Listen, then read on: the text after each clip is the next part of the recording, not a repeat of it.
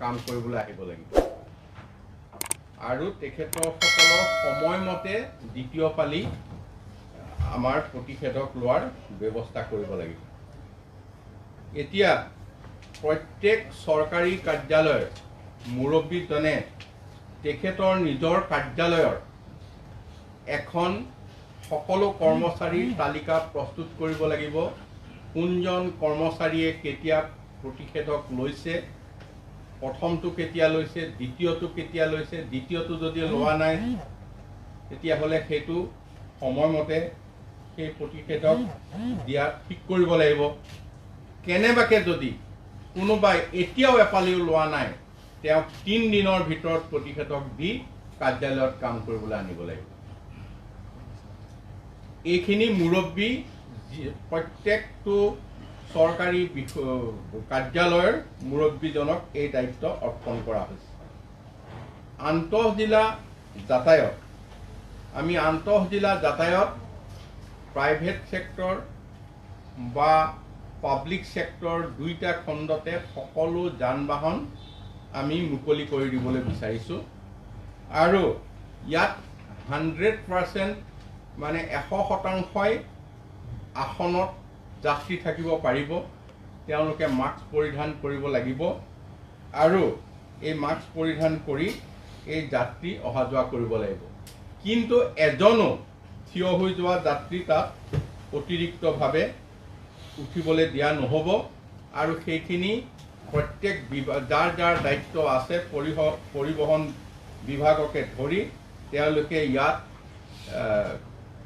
পৰীক্ষা কৰিব আৰু পৰীক্ষা কৰি কঠোৰভাৱে ব্যৱস্থা গ্ৰহণ কৰিব। যদি অতিৰিক্তভাৱে থিয় হৈ কোনো যাত্ৰী আনে তেতিয়াহ'লে গাড়ীৰ লাইচেন্স আৰু ড্ৰাইভাৰৰ লাইচেন্স আটাইখিনিৰ ওপৰতে আমি যাৱতীয় ব্যৱস্থা অতিৰিক্তভাৱে মানে আমি কেঞ্চেল পৰ্যন্ত চূড়ান্ত সিদ্ধান্ত ল'ব পাৰিব।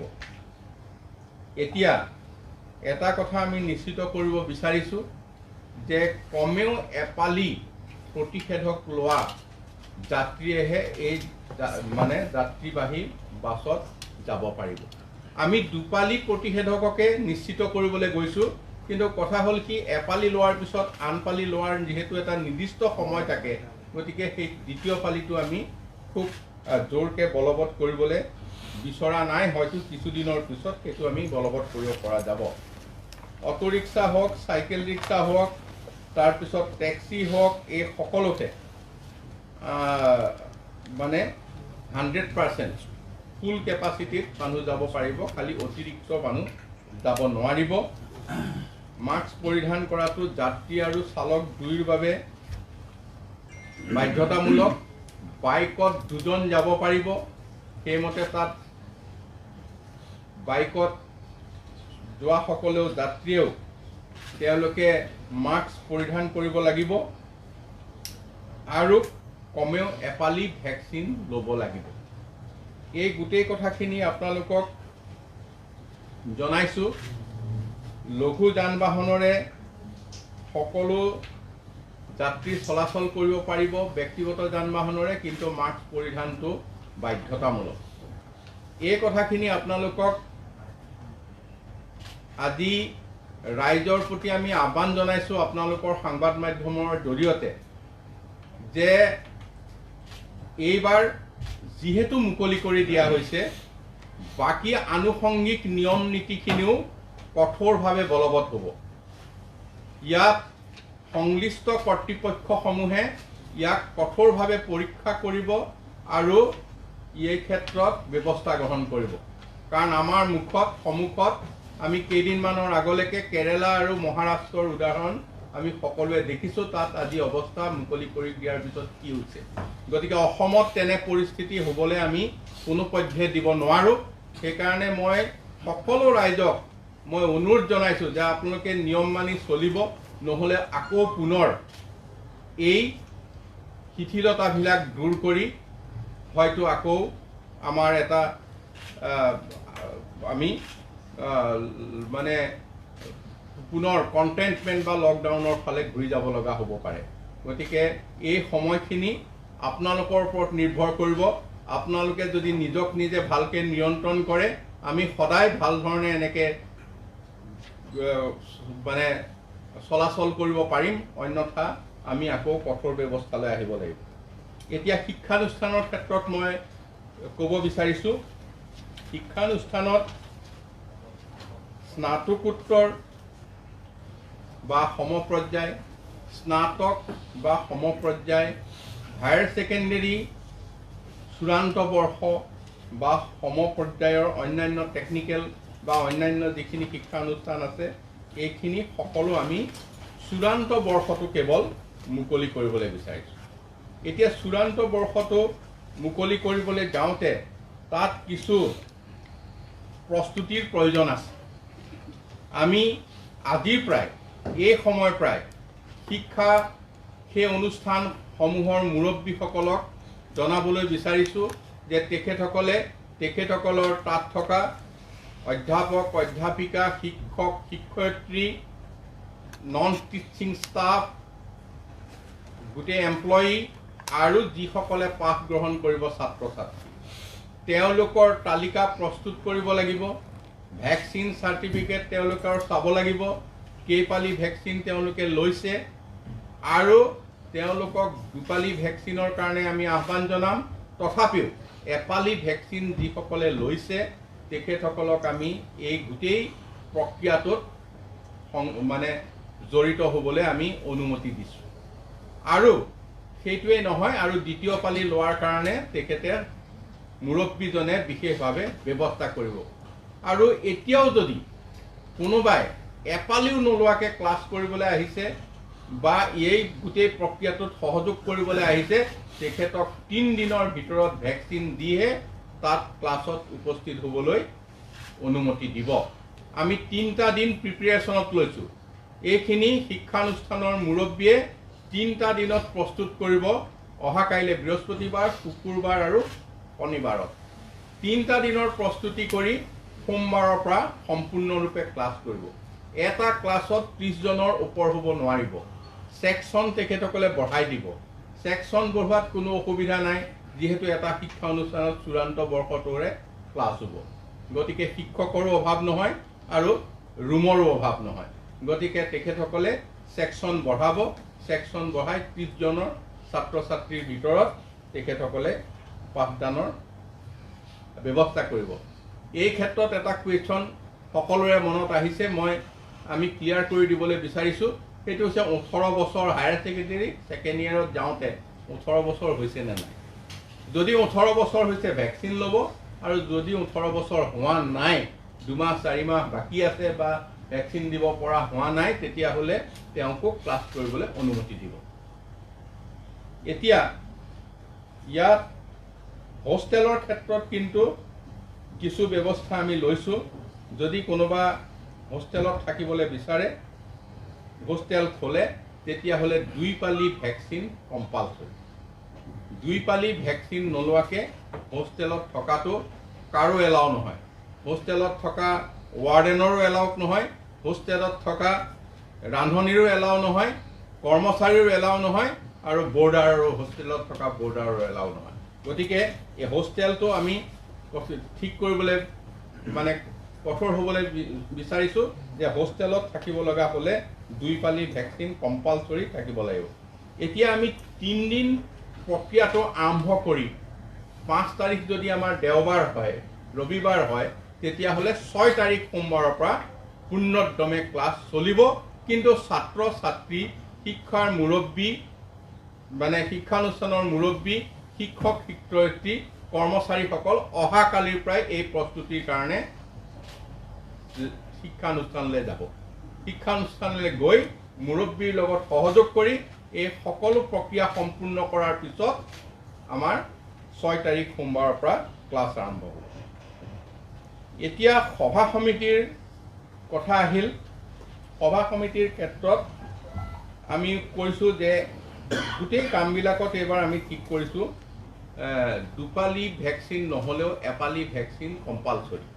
কাৰণ দ্বিতীয় পালি ভেকচিন ল'বৰ কাৰণে হয়তো সময় তেখেতৰ আহি পৰা নাই, কিন্তু যেতিয়া আহি পৰিব তেখেতে ল'ব লাগিব।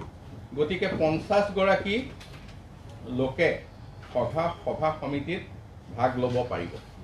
এতিয়া আগৰ আমি অনুমতি ল'বলৈ দিছিলোঁ যে ক'ৰবাত যদি কোনোবাই সভা পাতে প্ৰশাসনৰ অনুমতি ল'ব। এতিয়া আমি কৈছোঁ যে লোকেল থানাত, লোকেল আৰক্ষীক য'ত সভা সমিতি হয় সেইখন থানাত ইনফৰমেশ্যন দিব যে আমি আমুকত এখন সভা পাতিবলৈ গৈ আছোঁ ক'ভিড নীতি নিয়মৰ মাজত। তেতিয়া স্থানীয় থানাখনে সেই কামৰ ওপৰত পৰ্যবেক্ষণ ৰাখিব যে তেওঁলোকে মানি পেলাই কৰিছে নেকি। অনুমতি ল'ব নালাগে, অনুমতি আমি উঠাই দিছোঁ, কিন্তু ইনফৰমেশ্যন দিব লাগিব লোকেল থানাত। গতিকে লোকেল থানাত ইনফৰমেশ্যন দি 50 জনীয়া লোকে সভা সমিতি পাতিব পাৰিব। এতিয়া 200 গৰাকী লোকলৈকে আমি সভা সমিতিৰ অনুমতি দিম ৰাজহুৱা স্থানত, য'ত উপায়ুক্তৰ পাৰ্মিশ্যন ল'ব লাগিব। উপায়ুক্তৰ পাৰ্মিশ্যন লৈ 200 গৰাকী। তাৰপিছত ইনডোৰ যিবিলাক সভা সমিতি হলৰ ভিতৰত, তাত হলৰ কেপাচিটি চাই 50%। যদি 200 মানে কেপাচিটি থাকে 100, 400 থাকিলে 200, এই কেপাচিটিত মানে আধা সংখ্যক ঠাইত মানে চিটৰ কেপাচিটি লৈ তাত সভা সমিতি অনুষ্ঠিত কৰিব পাৰিব। ইয়াৰ পিছত আমি যিখিনি কৈ আছিলোঁ, বিবাহ, মাংগলিক অনুষ্ঠান, ছ'চিয়েল যিকোনো অনুষ্ঠান, মানে এই ক্ষেত্ৰত আমি বিয়া বাৰু এইখিনিত আমি 50 জন লোকলৈকে, আগত 10 জন কোৱা হৈছিল, এতিয়া 50 জনলৈকে আমাৰ অনুমতি দিয়া হৈছে। আৰু অন্তিম সৎকাৰতো 50 জন। গতিকে এই গোটেই কথাখিনি আমি 10 জনৰ পৰা 50 জনলৈ লৈ গৈছোঁ। এতিয়া আমাৰ যিখিনি ধৰ্মীয় অনুষ্ঠান মানে এতিয়া আমাৰ ইয়াৰ আগতেই কৈছিলোঁ যে ভাদ মাহ আমাৰ নামঘৰত আইসকলৰ, গোপিনীসকলৰ নাম হৈ আছে। এইখিনিও আমি নিয়মৰ মাজত কৰিবলৈ অনুৰোধ কৰিছোঁ। কিন্তু আমাৰ কিছু বিশেষ ধৰ্মীয় অনুষ্ঠান আছে, যেনেকৈ কামাখ্যা মন্দিৰ, শিৱসাগৰৰ শিৱদৌল, আজান পীৰৰ দৰগাহ, হাজোৰ পোৱামক্কা, এনেকুৱা যিখিনি আইকনিক প্লেচ, এইখিনিত আমি 40 মানে প্ৰতি ঘণ্টাত সৰ্বাধিক 40 গৰাকী লোকৰ অনুমতি আমি দিয়া হৈছে। আৰু ইয়াত এই ক্ষেত্ৰত যাতে আমাৰ ধৰ্মীয় স্থান দৰ্শনৰ ক্ষেত্ৰত ঘণ্টাত 20 গৰাকী লোকৰ বাবে আমি যাতে সেইমতে প্ৰতি ঘণ্টাত 20 গৰাকী নহয়, 40 গৰাকী, আৰু কমেও এপালি তাত যাতে ভেকচিন লোৱা মানুহ হয়, এইটো কথা নিশ্চিত কৰিব লাগিব। আমাৰ আৰু এটা কথা, সাপ্তাহিক যিবিলাক বজাৰ, এই সাপ্তাহিক বজাৰবিলাকৰ স্থানীয় প্ৰশাসনে এটা সময় বান্ধি দিব। এতিয়া সাপ্তাহিক বজাৰ আমাৰ কেতিয়াবা কি হয়, ৰাতিপুৱা 5 বজাৰ পৰা ৰাতি 6-7টালৈ চলে। ঠিক সেইকাৰণে সেইধৰণে নহয়, 6 ঘণ্টাৰ বাবে স্থানীয় প্ৰশাসনে সময় নিৰ্ধাৰিত কৰি দিব। সেই সাপ্তাহিক বজাৰবিলাক সেইধৰণে নিৰ্দিষ্ট ব্যৱধানত মানে তাৰ বজাৰৰ যিখিনি দোকান বা অন্যান্য থাকিব, ভেণ্ডৰ থাকিব, সেইসকল যাতে এটা নিৰ্দিষ্ট ব্যৱধানত বহি বজাৰ পৰিচালনা হয়, এইখিনি বজাৰৰ মহলদাৰ আৰু স্থানীয় প্ৰশাসনে ঠিক কৰিব। এতিয়া আহিল আমাৰ এয়াৰপোৰ্ট আৰু ৰেলৱে ষ্টেচন। ইয়াত আমি ইয়াৰ আগতে কৰিছিলোঁ যে দুপালি ভেকচিন লোৱা মানুহেও এখন চাৰ্টিফিকেট দিব লাগিব, বা দুপালি ভেকচিন লোৱা মানুহকো আমি টেষ্ট কৰিবলৈও দিছিলোঁ ইয়াৰ আগতে। কিন্তু এতিয়া ইয়াত কিছু আমি ঠিক কৰি দিছোঁ, দুপালি যোনে ভেকচিন লৈছে তেওঁলোকে পৰীক্ষা কৰিব নালাগে, দুপালি ভেকচিন লোৱা চাৰ্টিফিকেটখন দেখুৱালে হ'ল। আৰু কোনোবাই যদি এপালিহে ভেকচিন লৈছে, তেতিয়াহ'লে তেওঁ ইয়াত পৰীক্ষা কৰিব লাগিব, এইটো বাধ্যতামূলক। আৰু ইয়াৰ উপৰিও মানে দুপালি ভেকচিন লোৱা ব্যক্তিক ৰেহাই, আৰু বাকীসকলৰ ক্ষেত্ৰত আমি আগতে একোটা RT-PCR টেষ্ট কৰিবৰ হ'লে 500 টকা লাগিছিল। এতিয়া আমি এজন ব্যক্তিয়ে RT-PCR টেষ্টটো কম্পালচৰি কৰিব লাগিব যদি দুপালি ভেকচিন লোৱা নাই। 500 টকাৰ 250 টকা ব্যক্তিজনে দিব আৰু 250 টকা আমি চৰকাৰে দিম। তাততো পইচা যিবিলাক লেবৰেটৰী আছে 500 টকাকৈ ল'ব, দিবই লাগিব। আমি শ্বেয়াৰ কৰিবলৈ বিচাৰিছোঁ 50-50। আমি আধা 250 টকা আমি চৰকাৰে দিম আৰু 250 টকা আৰু ব্যক্তিজনে দিব। কিন্তু আমি ইয়াত দুপালি ভেকচিন লোৱা মানুহ ৰেহাই সম্পূৰ্ণ, তেওঁলোকৰ ওপৰত কোনো কথা নাই। আৰু দুপালি ভেকচিন নলোৱা মানুহে RT-PCR কৰিব লাগিব। এবাৰ এবাৰ মানে RT-PCR নহয়, ডাইৰেক্ট মানে RT-PCR হ'ব লাগিব। আৰু তাৰ কাৰণে 500 টকাটোৰ 50-50 কৰিছোঁ, আধা আমি চৰকাৰে দিম, আধা ব্যক্তিজনে দিম। এইটো আমি এয়াৰপৰ্ট আৰু ৰেলৱে ষ্টেচনৰ কাৰণে এই সিদ্ধান্ত লৈ আহিছোঁ। আপোনালোকে এটা কথা গম পাইছিল যে ভেকচিনেশ্যনৰ ক্ষেত্ৰত যে আমি ভেকচিন এতিয়া ব্যাপক হাৰত দিবলৈ ঠিক কৰিছোঁ। গতিকে ভেকচিন এতিয়ালৈকে আমাৰ সৰ্বমুঠ আমি 1,75,54,16,016টা ভেকচিন আমি এতিয়ালৈকে দিছোঁ। এতিয়া 1,54,00,000ৰ ক্ষেত্ৰত 1,74,00,000 নহয়, 1,75,00,000 1,75,00,000ৰ 1,44,00,000 আমি ফাৰ্ষ্ট ড'জ দিয়া হৈছে আৰু ছেকেণ্ড ড'জ 31,27,000 দিয়া হৈছে। এতিয়া আমাৰ মানে এই ক্ষেত্ৰত পৰ্যাপ্ত পৰিমাণে ভেকচিন আমাৰ হাতত জমা আছে। আৰু আমি ৰাইজক আপোনালোকৰ জৰিয়তে আহ্বান জনাইছোঁ যে সকলো ধৰণৰ কাম কাজ যোগাযোগ ভেকচিন নোলোৱাকৈ নহ'ব, বাধ্যতামূলক হ'ব। ইয়াৰ পিছত হিতাধিকাৰীৰ যিসকল সা সুবিধা সেইবিলাকো আমি ভেকচিনৰ পৰ্যায়লৈ লৈ যাম। গতিকে সকলোকে আমি আহ্বান জনাইছোঁ তেখেতসকল যাতে আগবাঢ়ি আহি ভেকচিন লয়। আমি যোৱা সপ্তাহত এটা কাম কৰিছিলোঁ গুৱাহাটী মেট্ৰত আমি BLO দি প্ৰত্যেকখন ভোটাৰ তালিকা হাতত লৈ ঘৰে ঘৰে গৈছিল আৰু ঘৰে ঘৰে ডাটা সংগ্ৰহ কৰিছিল। এতিয়া প্ৰতিটো ভোট কেন্দ্ৰত আমি এই মানে ভেকচিন দিয়া কাম আৰম্ভ কৰিছোঁ আৰু গুৱাহাটী মহানগৰীত হয়তো এসপ্তাহৰ ভিতৰত এই পদ্ধতিত আগবঢ়াৰ কাৰণে ভেকচিনটো সম্পূৰ্ণ হ'ব। জনসংখ্যা মতেতো হৈছেই, গুৱাহাটীত আমি 11 লাখৰ ওপৰত ভেকচিন দিব লাগে, ইতিমধ্যে 11 লাখ হৈয়ে গৈছে। এতিয়া অলপ য'ত পজিটিভ কেছ বেছি ওলাইছে, 3খন জিলা আমি যোৱাকালি মাননীয় মুখ্যমন্ত্ৰী ডাঙৰীয়াই সিদ্ধান্ত লৈছে, কামৰূপ গ্ৰাম্য, তাৰপিছতে মৰিগাঁও আৰু গোলাঘাট, 3খন জিলাত আকৌ আমি সকলো জিলাত চলিয়ে থাকিব। তাৰ ভিতৰত আমি আকৌ ব্যাপকভাৱে ল'ম। গুৱাহাটী মেট্ৰ', মৰিগাঁও আৰু গোলাঘাটত